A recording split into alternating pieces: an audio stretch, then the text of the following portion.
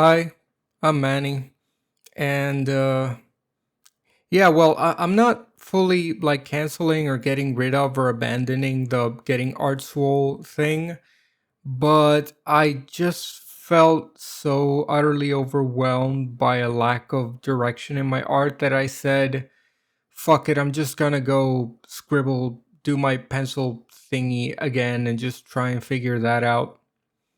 But on the positive side, I have encountered, thanks to a Reddit post, a new software for displaying my reference, which you can't see because you can only see the art software window.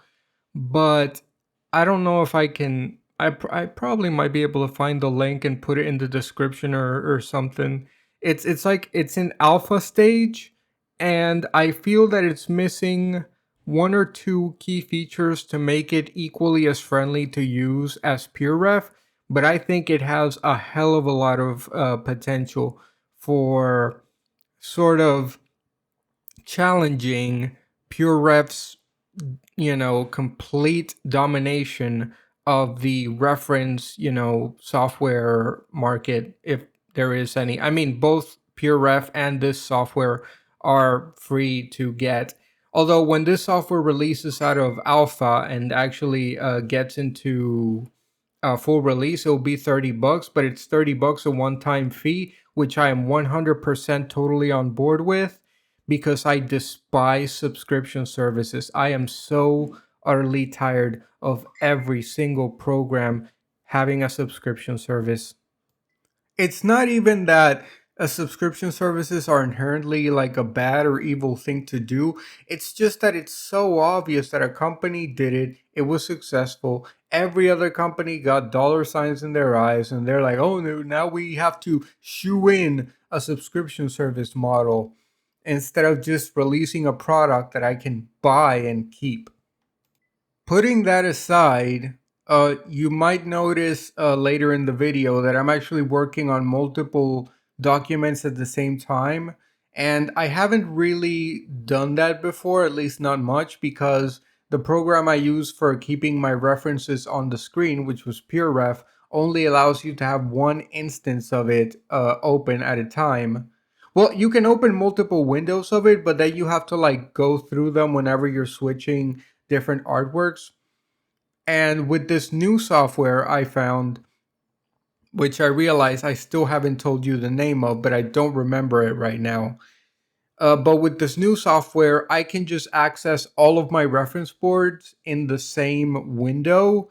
It's very like easy to switch between different artworks that I because for some reason I have trouble like concentrating if I'm just trying to like hone in on one specific artwork. But when I have multiples of them open and I'm feeling kind of maybe not as engaged with what I'm currently doing, I can just switch to another and keep it fresh and keep the momentum of productivity going. Oh, I just remembered the name of the software I found is Refern or Refern. It's REFERN. And I will try and link in the description of this video to the Reddit post where I found it. And I'm definitely thinking of going to the website or the Discord for it and leaving some feedback because it is very, very good software. It's just missing like maybe one or two things to make it like the perfect reference app, at least for my purposes and in my opinion. And speaking of my opinion, I am about to whiplash the fuck out of people who cared about anything I was saying. Because I'm going to switch from talking about art software to talking about Borderlands 4. Which let me tell you something. The amount of shame that people try and make you feel when you enjoy Borderlands games. Like you'll have your hoity-toity, high and mighty. Ugh, it's not even that good. The writing is terrible. It's a horrible game. Bad design. Blah blah blah. And you're just like, I'm just trying to have fun, man. Why do you have such a problem with me having fun? Because I managed to get Borderlands 4 working on the Steam Deck. Now, granted, I do have to run it in potato mode, and I can't just play it in the computer, but it's fun. It's just a fun, like, kind of a movement shooter. Like it's got a little bit of like movement shooter tech, but not like the enemies don't uh moving around a lot doesn't necessarily make the enemies as inaccurate as it should, but it is fun just sliding around, moving, jumping off walls, and jetpacking and doing all this crazy shit while you're shooting bad guys. Like, it's just a fun game, and I'm so tired of people making people feel bad for enjoying the game. Look, I enjoyed Borderlands 1, I played it so many times. I enjoyed Borderlands 2, even though I've only finished it once. I enjoyed Borderlands 3. Are they perfect games? Absolutely fucking not.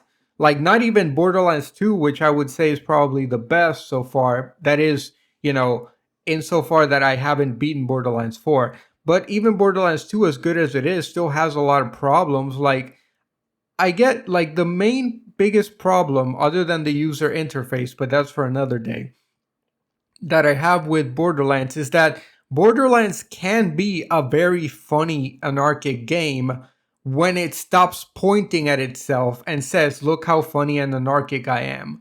It's like when the game is just allows itself to be funny and be silly, it's very enjoyable.